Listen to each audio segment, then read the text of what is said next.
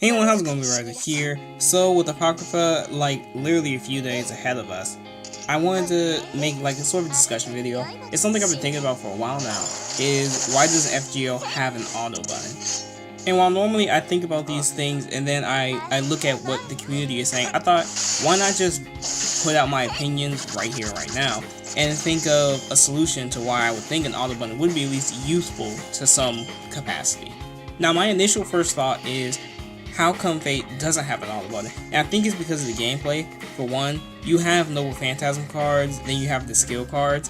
It's not as easy for, well maybe it's not as easy, for a AI to choose this is the situation I should use this skill in. Because a lot of auto games, they work like this. Here, it will use this skill right away, this skill right away, this skill right away, on meaningless enemies. And even then, let's use this fight for example right here. What exactly could the AI choose for auto? Well, maybe it would choose attack up, right? Like obvious buffs. Or maybe it would just choose the first 3 command cards. So 1, 2, and then 3. Maybe it would choose to fire off all the Noble Phantasms, at least once they were attained. So you have to think of it that way too. So what is technically faster? Because at the end of the day, an auto button just makes things easier and it speeds up the process where you don't have to do the work yourself. Now I feel like doing this regular Ember grinding, I could probably do it faster than an AI choosing random attack cards. I should say I'm certain I could do it faster than an AI doing just random attack cards and random Noble Phantasms. And to be honest, I'm leaning towards the opinion of this is why Fate doesn't have an auto button, is because the gameplay is actually a bit more diverse than most people will let on. Especially this one thing that causes me to believe it wouldn't work out too well. You can only select one target. So again, an AI might have an issue of saying, well, obviously, we should go with Raiko, Anastasia, and then this final Anastasia, or Anastasia, Raiko, right? Those are some pretty good outcomes to take care of this assassin class right here. It might even choose, I can defeat all of the enemies right now. So I'm thinking it's because the amount of choices that are available when it comes to just even a regular battle in FGO, that's why we don't have an auto button. So in this case, we're going to go ahead and use Raiko and Anastasia to clear out these guys.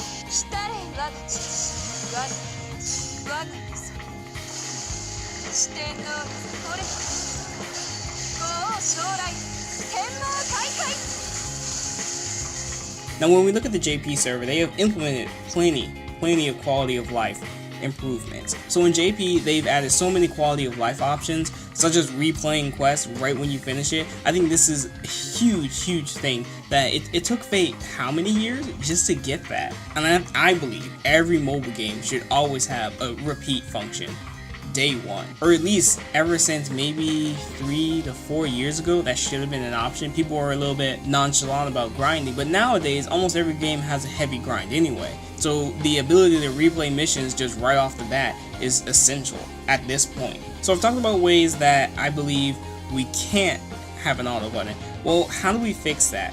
What kind of thing could they implement in order for auto gameplay to work? And what I think the answer is auto presets. And this is something that can be done in either preparing for missions or quests, or in your options. I believe the options is a better place. That way it's a permanent thing and you always go there and you can check it out, and they can put more control over it in there. So here I'm going to overlay something that I think might work. Of course, I don't really think there's a perfect solution. I think the gameplay itself is so well taken care of, or at least well thought out. Having an auto kind of ruins it, but at the same time, doing these Ember missions over and over again is boring. It's dull. And because you kind of have to pay attention when you're playing FGO, I feel like I'm wasting a lot of my time. I could be doing something else too. This is something I know I'm going to clear. I know I'm going to win this. There's 0% chance I would ever lose at the Ember missions. So let's get back to those presets, right? This would be called your auto preferences, whatever you want to really call it. So here we have use MP when available. We can either do once per round, all at once, or whenever available, whichever one is applicable. So if there's 2 of them, it would just use both of them, or never. Then we have something called skill. Now there's a huge amount of skills in FGO. If we go right here, we have buffs to certain attacks, just straight up buffs, evasions, You have stars, which I guess this would count as a buff. Recovery skills, removal, debuffs. So obviously they would have to simplify the nature of which skills are in what kind of category. In this case, I'm just going to keep it simple, call it offense, defense, and support/recovery. Things such as lower the defense of an enemy will be counted as an offensive skill because it helps offensive abilities against said enemy. And of course, lowering attack would go into defensive skill because it lowers the amount of damage you're taking. And this will work similar to the Noble Phantasm. It's a bit harder to control since every servant is different by some sort of aspect. Even if one has an attack skill, there might be other effects to it as well. So in this case, you would just say use freely, or maybe use occasionally, or just never. Of course, this applies to the master skills as well. And these are just general things, like general gameplay loops that it can perform. Of course, you have so many different variants. You have either how much MP gain they're going to gain per turn, counting on their craft essence, and just random luck on how much they'll gain. You know, damage output isn't consistent. Of course, you can get a general idea, but again, it's not consistent. But I believe that controlling this skill and Noble Phantasm in some sort of AI program is solely enough. So like, let's say I say use all at once when Noble Phantasms are ready. So it's going to probably kick up Balmug first and then V. So then his next option will most likely be the 100% Siegfried or the 30% Raikou. I believe the Raikou will probably outdo more damage even though the chance is a bit lower for her critical. So there we have another problem too. Let's say it has criticals. And of course criticals affect star generation, damage, and MP generation. So then let's say we have another preference here called critical attitude. And this means your criticals are just going to act in a certain way. So either you can set it to do the most damage, get the most NP, or get the most critical stars. So obviously a preference over arts, busters, and quick. So we're going to go ahead and end this round.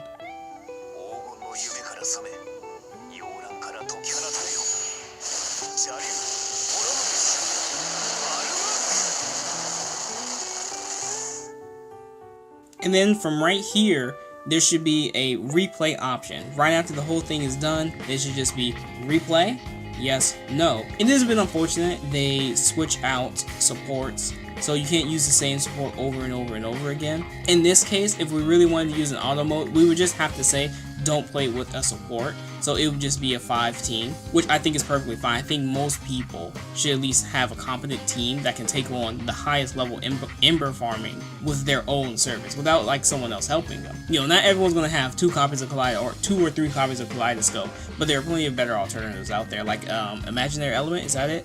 The Sakura one. Now, this is where I feel like auto is only relegated to these missions. Gathering missions, Ember missions, and Quartz missions. I feel like they're the only ones we should actually have autoplay on. Everything else can be solely done by player. Maybe they should add some of this stuff towards events. That'd be nice, because again, events are crazy grinds too, but I don't think they're as tedious and boring as these regular quests are. Like, these requests we do all the time. When free time hits us, we do this all the time. And giving us auto wouldn't hurt anyone, because it just allows people who want to do something else while they're also doing Fate. And you know, turns aren't that slow in Fate. Like, the moment you press those command cards and look away for like maybe a few seconds, it's your turn again. And of course, again, I'm not asking it for the whole game. I think the story, it shouldn't have it. Events, it shouldn't have it. Main missions, it shouldn't have it. Hell, even the free quests and singularities shouldn't have it. I'm just asking for it here. And this is me after I've been grinding since a while now. You know, it's just tedious and annoying. So that's my opinion on it. I think they should at least insert something like that. I'm excited to see what kind of quality of life changes that JP will be doing this year. And of course, I can only hope that maybe some more quality of life changes will happen for us earlier than later. We got Karna's animation update earlier. So I mean, hey, it wouldn't hurt to give NA players, hell, not even NA players, the rest of the world players, some of the good stuff that's going on in Japan right now. So that's it, that's my thoughts. What do you guys think about it? Don't forget to always answer the questions in the eye icon at the top right, I believe, in the video. I always love the interaction. It really does give me a good idea of your guys' thoughts. And of course, leave your thoughts in comments too. Do you think they can pull off an auto system? Do you even want one? Would you want one? Leave it all down below. I'll definitely see you guys for Apocrypha. Peace out.